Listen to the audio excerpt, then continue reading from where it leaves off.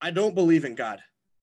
But the one I believe to, I refer to as God. The one I believe in, I refer to as God.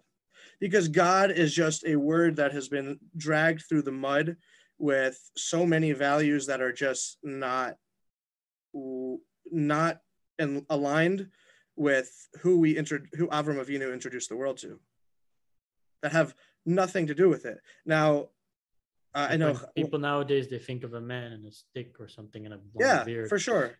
Yeah, I used to watch Family Guy when I was a kid. I always thought their portrayal of God was hilarious. He was just, anyway, it's just a guy with long beard and a cloak, white beard and a cloak. But like, yeah, like people they feel like to believe in God would be an insult to their intelligence, because frankly, to believe in what you just said and what is the common understanding of, like some man in the sky. Yeah, like I feel like I'd probably have to have much lower IQ to kind of buy that, and like if I did buy into that, like okay, I mean, what kind of reality would I anyway, I don't know. So yeah, totally. Also, I found when I would ask people about that subject, like, and I would like dig a bit deeper, especially when I just started doing tshuva. I like to do these type of things, like find out if my friends believed in God or not. And I would find out eventually, like, yeah, they don't believe in that God. But then if you would dig deeper, they would eventually like kind of admit, yeah, I believe there might be a higher being, something else.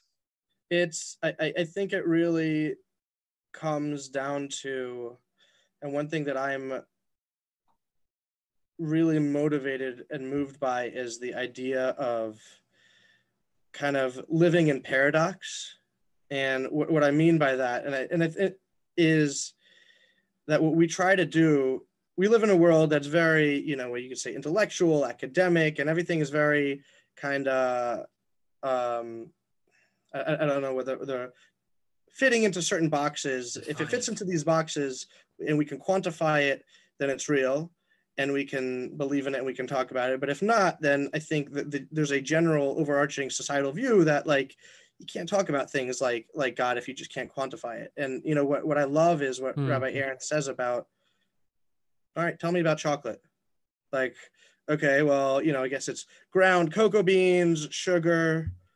Okay, great. Now, like, do you know chocolate now? No. You have to buy it into a chocolate bar. There's the world of the experiential is paradoxical. You can't measure what it is to experience chocolate, just like you can't measure it is to experience God, to experience Hashem. So deep. It's so deep. So how do you connect this with metal? So I happen to think metal is music that I've always been like very into music that just like gets my blood going. So I used to wrestle in high school. So like before I went into a wrestling match, like I had to be like I work myself into a little bit of like a ball of rage before I step out on but so I was like listening to stuff like Disturbed, and when I later in high school I got into bands like I mentioned earlier, like Scandinavian, like melodic death metal. I don't know. Are you guys familiar with metal at all? If I name drop a few bands? Probably nothing that you listen to. No, but, like Children of Bodom or In Flames. All right, fine, whatever.